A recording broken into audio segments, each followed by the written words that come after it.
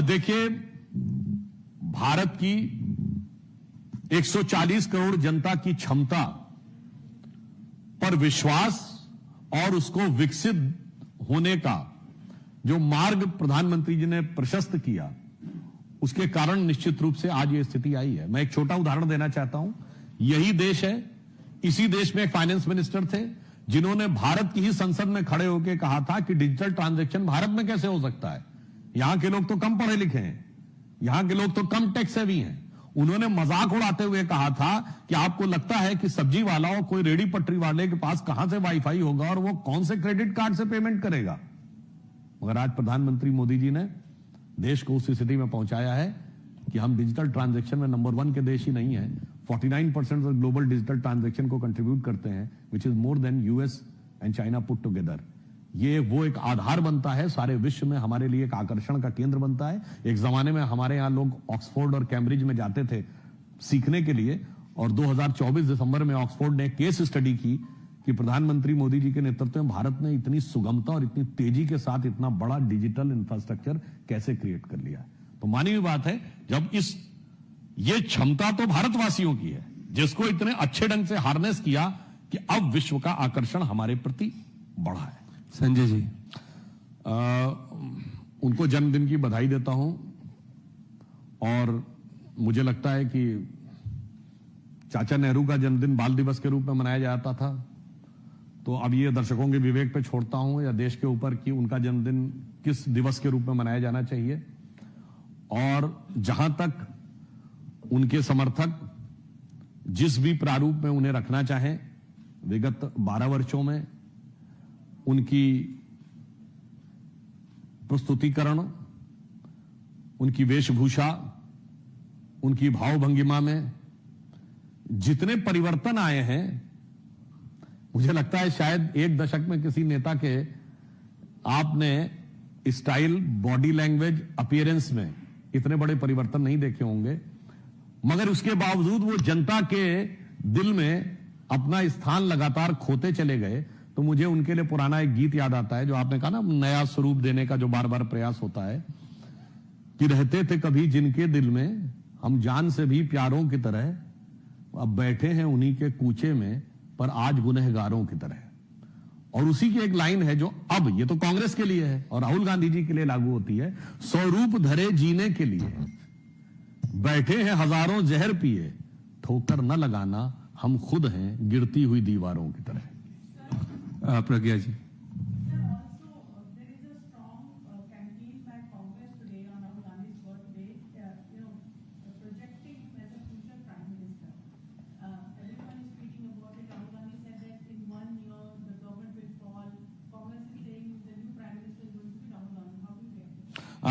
Prime ministers from Nehru Gandhi family has become a matter of distant past. Last prime minister from Nehru Gandhi family was late Sri Rajiv Gandhi. So after 1989, it's 37th year. And still, I think if they are talking about future prime ministership, for that, he has to do something serious on the ground, rather than doing those things which are frivolous and mischievous. So one more question I have. Basically, in Jharkhand, Congress is blaming RJD. CPI MLA also has written a letter to Mallikarjun Kharge saying that you blaming us for cross voting is not right. It is malicious lie, and it is unfounded substance that you are producing right now against them. So there is a fight between India Alliance on how they lost more Rajya Sabha seats. देखिए, India alliance का अब मुझे लगता है अस्तित्व है या नहीं, अपने आप में विचार करने का विषय है।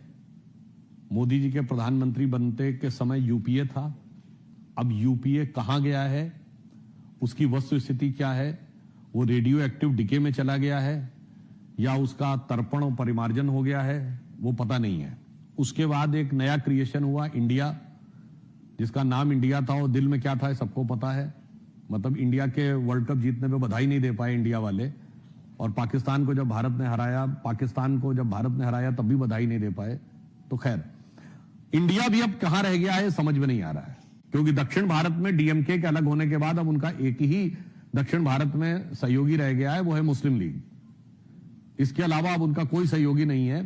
तो मुझे लगता है कि इस पे कांग्रेस को विचार करना चाहिए कि अब इंडिया है कहां। जहां तक झारखंड की बात है, तो बिहार चुनावों में जेएमएम के मंत्री का ऑन रिकॉर्ड दिया गया बयान है, वीडियो अवेलेबल है, जो उन्होंने कहा कि जिस प्रकार की धूर्तता हमारे साथ की गई है बिहार में सीट न देकर, यह दर्शाता है कि झारखंड में उनका विश्वास आपस में बिहार के चुनाव के समय ही ध्वस्त हो गया था। तो जो कुछ भी आज है, ये उसकी परिणति के अलावा कुछ नहीं।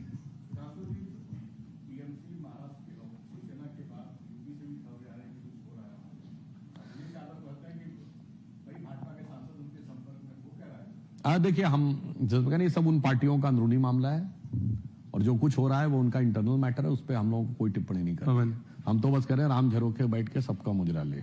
पवन लास्ट में। जिसकी जैसी करनी उसको वैसा दे। पवन,